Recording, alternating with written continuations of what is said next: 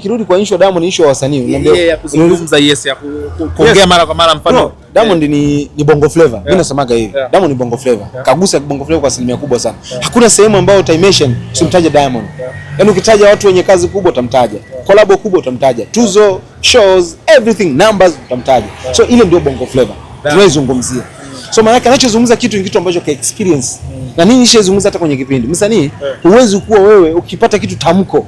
Ukipata kitu Instagram, bro, unapunguza kitu kinaitwa credibility na heshima. Unakosa kitu kinaitwa thamani, unapunguza thamani yako. Unakuwa huna value.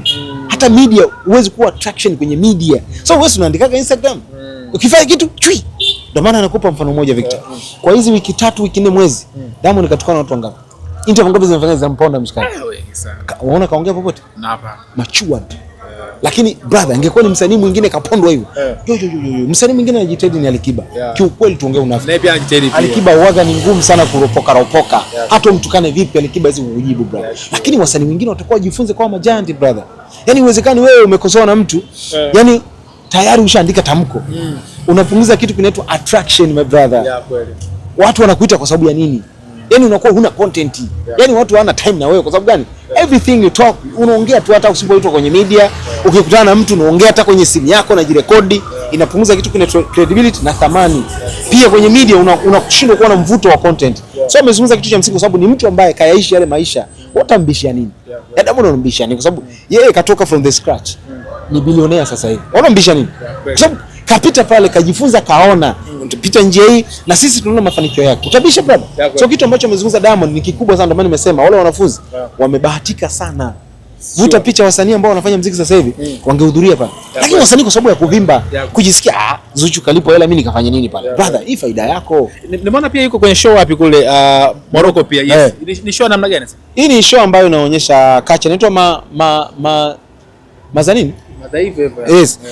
Ni show ambayo inaonyesha cultures, rhythm na nini. Kwa ni show kubwa, of course ni moja ya event makubwa barani Afrika ambayo yanafanyika kila mwaka. Imeanza 2021 zamani. Na wasanii wengi wameperform pale. Rema pia alikuwa. Yes, acha na Rema mwaka huu. Mwaka huu yupo Rema, Tyler, Offset na Diamond Platnumz. Mshaelewa? Acha wamesha perform kina French Montana kutoka Morocco, sio? Wamesha perform wasanii wengi wakubwa sana pale. Umeelewa vizuri? So kila mwaka anachukua wasanii wapya. Na leo Diamond anafunga.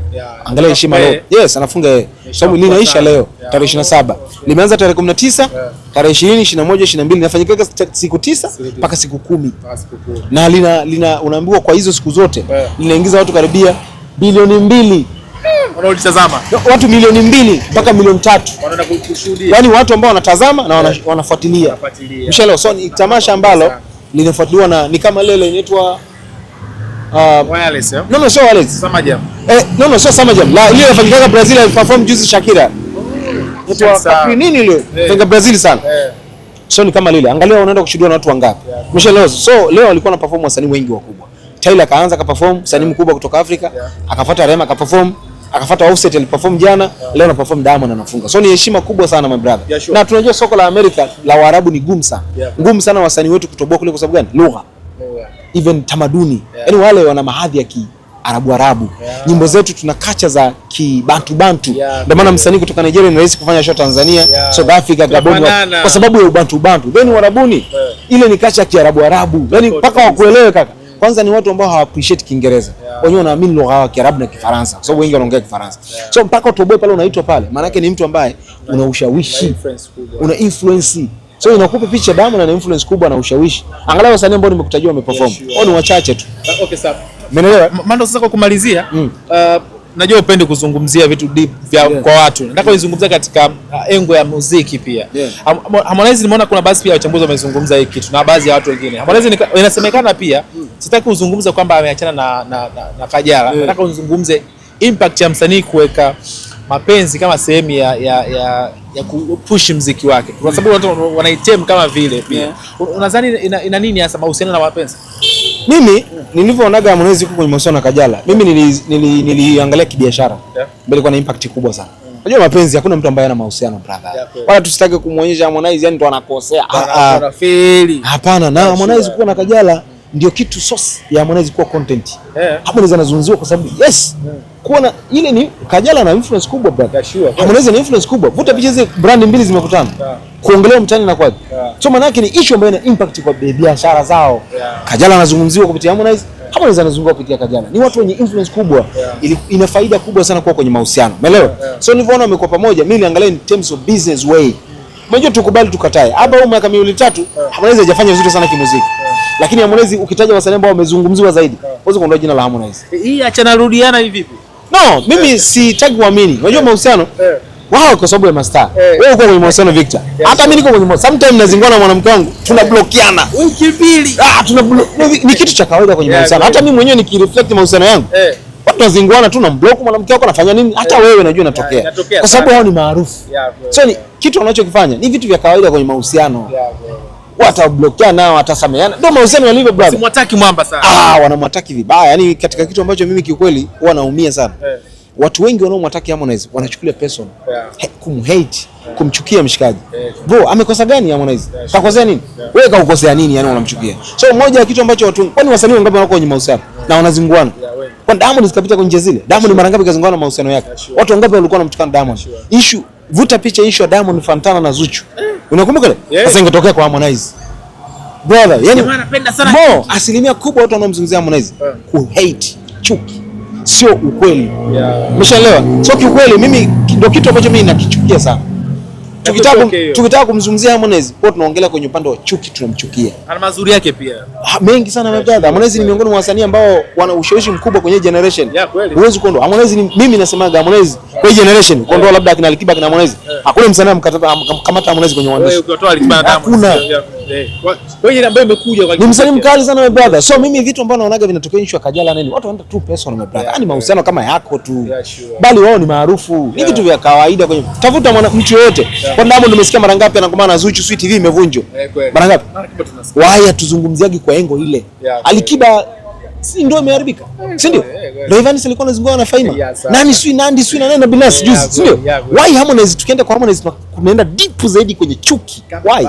Yaani kama baya kakosea nini? Sema uhusiano tu vitu vya kawaida my brother. So tumwache mshikaji aishi maisha yake. Ila tunachotakiwa sisi tuburudike na muziki wake. Basi. Maana tunazungumza mambo mengi sana, unalipi la kuambia watazamaji wetu? Mimi nilikuwa nazungumza jambo moja. Kwenye upande wa entertainment. Hao ni wasanii wetu. Hakuna wasanii wengine watakuja kutoka nje. Waje tupe burudani. Hawa.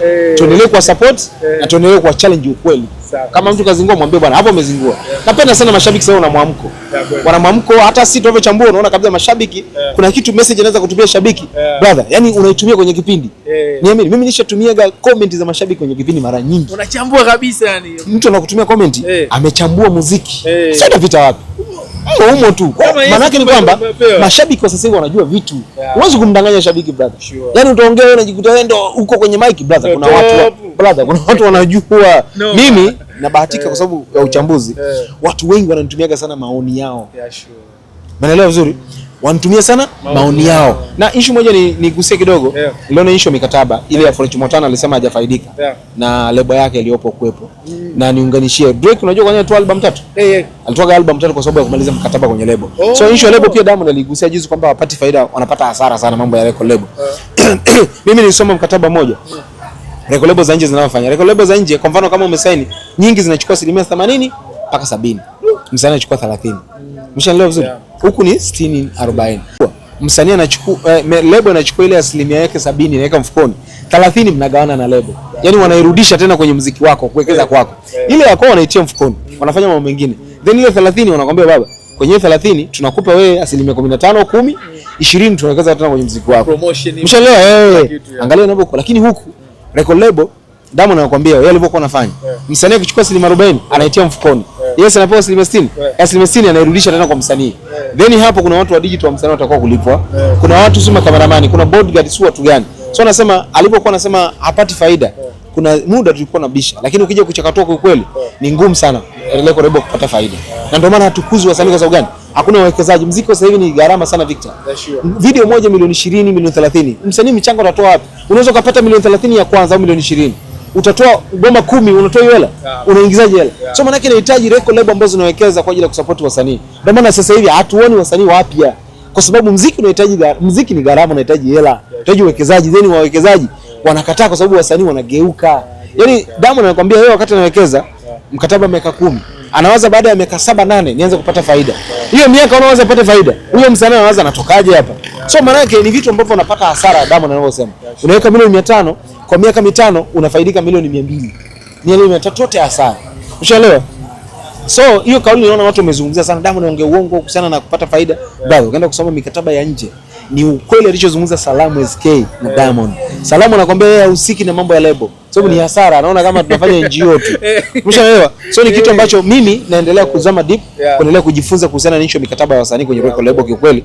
Na nafikiri siku zinavyoenda tutaendelea kupeana details zaidi kuhusiana na hicho. Yeah, sure. Nadhani Mando tutatafuta muda wakati mzuri pia tukae sehemu tutulie vizuri. Na natamani sana naangalia sana ni mfuatiliaji mzuri sana Mando wa Before the FM. Kikweli ni kipindi kizuri sana, interview zimetulia sana na nitoe ishara sana kwa mtu ambaye atazama interview akaitazame. Umefanya na Isaza bonge moja la interview. Yeah man. Yaani kwa shukrani sana my brother. Tunajaribu kuzama deep, kufanya vitu ambavyo sio trend. Tulete story ambao watu hawana. Unajua watu wengi ile Before the Fame nimefanya kama kumtambua mtu zaidi before na sasa hivi. Ndio maana Before the Fame. Kabla hujawa maarufu, ulipita maisha gani, ulipitia wapi? So tunajaribu kuleta kitu cha tofauti. Interview nyingi zimejaa trends. Yaani msanii anaulizwa vitu ambavyo vina trendi kuliko kumfahamu yeye zaidi. So ile nimefanya tunazama deep, tumfahamu zaidi alitoka wapi. Watu wengi hawajui kwamba Issa Azam Kigoma yeye mkubwa kuliko Alikiba msikitini. So maana yake ni vitu ambavyo tunajaribu kuzama, tulete detail zaidi ndugu yangu. Bado shukrani sana my brother Victor. Good time man. Hapo bana. Asante kutazama interview hii. Usisahau kusubscribe, like, comment na kushare.